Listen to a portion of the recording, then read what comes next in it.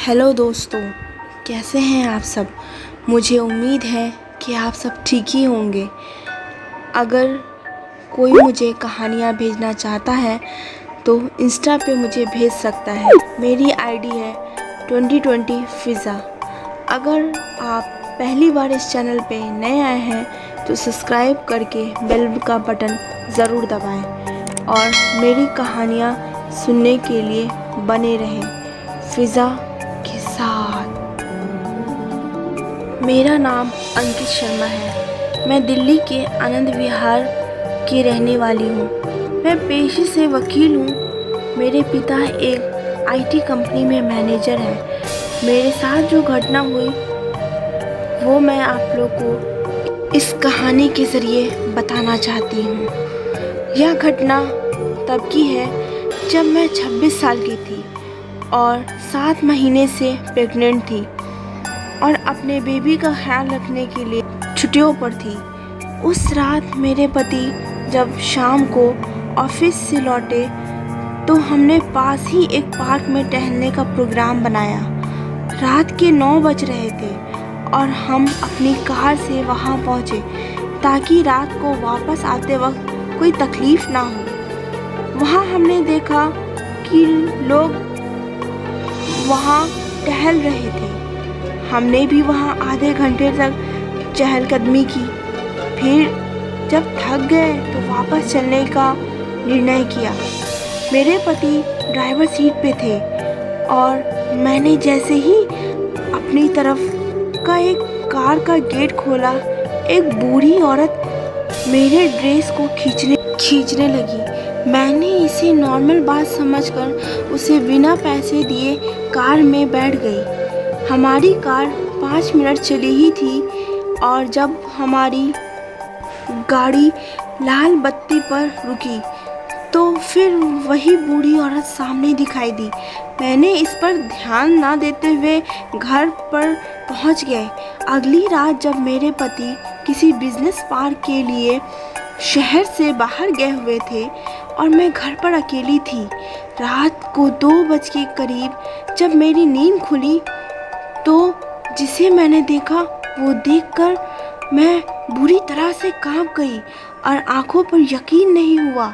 मैंने देखा वही बूढ़ी औरत मेरे पलंग के बगल में बैठी हुई थी और कह रही थी, मेरे करीब आओ। एक बार तो मैंने सोचा कि शायद मैं सपना देख रही हूँ, लेकिन जब मैंने अपनी आंखें बंद कर वापस खोली तब भी वो वहीं खड़ी थी। मेरे दिल की धड़कनें बढ़ गई और यह सोचकर कि वो बच्चे को नुकसान ना पहुंचाए, मैं घर के दरवाजे की तरफ बढ़ गई और बाहर निकलकर पड़ोसियों का दरवाज़ा खटखटाया। मैं बुरी तरह से डर चुकी थी, लेकिन मैंने पड़ोसियों को कुछ नहीं बताया ताकि वो कहीं मुझे पागल ना समझ बैठे।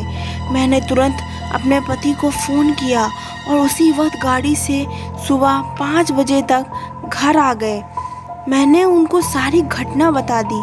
जब ये बात मेरी माँ को बताई तो वो तुरंत मेरे घर आ गई और उन्होंने घर में छोटी सी पूजा करवाई ताकि वो बूढ़ी औरत उसे दोबारा ना दिखे।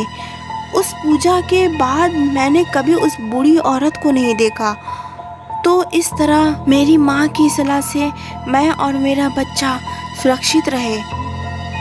दोस्तों, अक्सर ऐसा होता है कि गर्भावस्था के दौरान आपको कुछ विशेष ऐसी जगहों का ध्यान रखना पड़ता है जहाँ से कुछ रूहें अक्सर साथ लग जाती हैं। दोस्तों, ये तो आप बीती थी अंकिता शर्मा की पहली कहानी। अब बढ़ते हैं दूसरी सच्ची घटना की तरफ। कहानी जैसलमेर शहर से 15 किलोमीटर दूर एक ऐसे गांव की है जिसमें कोई रहना नहीं चाहता। लोग कहते हैं उस गांव में भूत और आत्माओं का डेरा है। कहा तो ये भी जाता है कि उस गांव में पहली दहशत के पीछे कोई कहानी है। वह उससे भी ज़्यादा भयानक और ख़तरनाक है, जिसकी बुरी नज़र की वजह से उस गांव में कोई नहीं आता। वहाँ अकाल मौत का शिकार बन जाता है। यूँ तो हम सभी ने कभी ना कभी भूत प्रेत पिशाच से जुड़ी कहानियों को पढ़ा या सुना होगा। कुछ ने ऐसी शक्तियों का सामना भी किया होगा। जो कहानी हम यहाँ आपको सुनाने जा रहे हैं वह थोड़ी अविश्वसनीय ज़रूर है, लेकिन अस्थायी लोगों के लिए वह एक बेहद खौफनाक और सच्ची घटना है, जिसका सामना उन्हें अक्सर या कहें शायद रोज़ ही करना पड़ता है।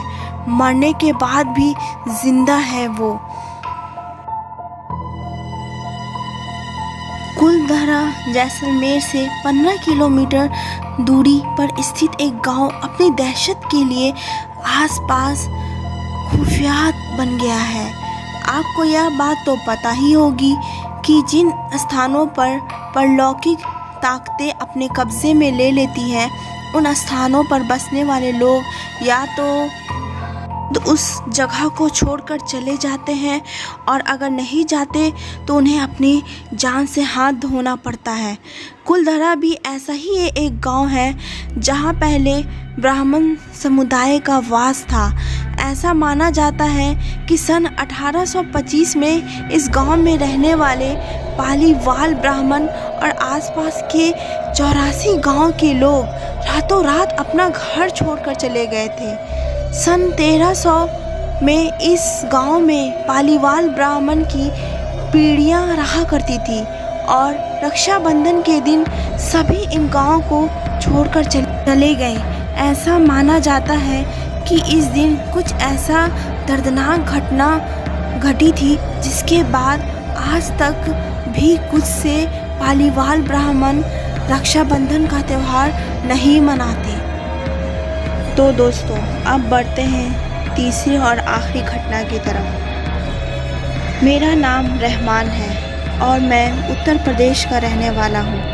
आज मैं आपको अपने दोस्त के साथ घटी एक सच्ची घटना बताने जा रहा हूँ। मेरे दोस्त का नाम वसीम है और हम बचपन से ही बहुत अच्छे दोस्त हैं, और हमारी हर एक बात एक दूसरे से शेयर करते हैं। हम जब कॉलेज में आए थे तब उसकी सगाई हो गई थी। वो उसकी मंगेतर से, जिसका नाम रेशमा था, से बहुत प्यार करता था, और वो दोनों रात भर मोबाइल पर बात करते रहते थे। एक दिन की बात है, उसने मुझे बताया कि वो उसकी मंगेतर से रात को बात कर रहा था। वसीम ने उसकी मंगेतर को मिलने के लिए बोला तो उसकी मंगेतर बदली हुई आवाज़ में बोली, तू ज़्यादा मत बोल वरना तेरे को वहीं दफन कर दूंगी। वसीम एक बार तो ये सुनकर चौंक गया और फिर सोचा वो शायद मजाक कर रही होगी। फिर वसीम भी उसको मजाक में बोला, क्या कर लेगी तू मेरा, देखते हैं। वो तो फिर भी बोली, आज रात देख तेरे साथ क्या होता है। ये कहकर उसने मोबाइल रख दिया। अगली सुबह जब वसीम मुझसे मिला तो वह अपनी आप बीती बताने लगा। उसने मुझे रात को फ़ोन वाली बात बताई और उस रात को उसके साथ जो हुआ वो भी बताया। उसने बताया कि रात को 2 से 3 बजे के आसपास अचानक उसकी नींद खुली और उसके सामने एक सफ़ेद लंबी दाढ़ी वाली आदमी बैठा। वो बोलने लगा, ले आ गया मैं, अब देख तेरे साथ क्या होता है। उसने वसीम के गले को पकड़ लिया। ऊपर मेरी सांसें रुक गई। वसीम ने उसी वक्त अल्लाह का नाम लेते हुए नमाज पढ़ना शुरू कर दिया और वो उसके सामने से गायब हो गया। मुझे उसकी बात सुनकर बड़ा अजीब लगा, ऐसे कैसे हो सकता है। उसके अगले दिन वसीम ने फिर अपने मंगेतर से मोबाइल पर बात की और बोला, कल रात तुम मुझे क्या अनाप शनाप बोल रही थी। उसकी मंगेतर ने कहा, ऐसे कैसे हो सकता है, जबकि कल तो मैंने फ़ोन ही नहीं किया था। ये सुनकर वसीम के रोंगटे खड़े हो गए और उसने तुरंत फ़ोन काट दिया। उसी वक्त वसीम ने मुझे फ़ोन किया कि उसकी मंगेतर की तबीयत ख़राब है और कल उसके घर पर चलना है। अगले दिन हम दोनों तैयार होकर वसीम की मंगेतर के घर गए। वहाँ हमने दरवाज़ा खटखटाया तो उसकी मंगेतर सामने खड़ी थी और बदली हुई आदमी की आवाज़ में बोली, तू फिर आ गया? तूने अगर अंदर कदम रखा तो यहीं पर तेरा जनाजा निकाल दूंगा। वसीम बोला, ये क्या बोल रही हो? वसीम आगे था और जैसे ही उसने घर में कदम रखा उसकी मंगेतर ने दीवार पर टंगी तस्वीर उतारकर वसीम के सर पर दे मारी। उसके सर से खून बहने लगा। वसीम के ससुर और सालों ने उसकी मंगेतर को पकड़कर बिठाया। फिर उसके सालों ने वसीम के सर पर पट्टी बांधी। रेशमा के दादाजी ने बताया कि रेशमा को जिनका साया लग गया है। उस पर वसीम ने ससुर ने उन्हें अपना मुंह बंद रखने को कहा।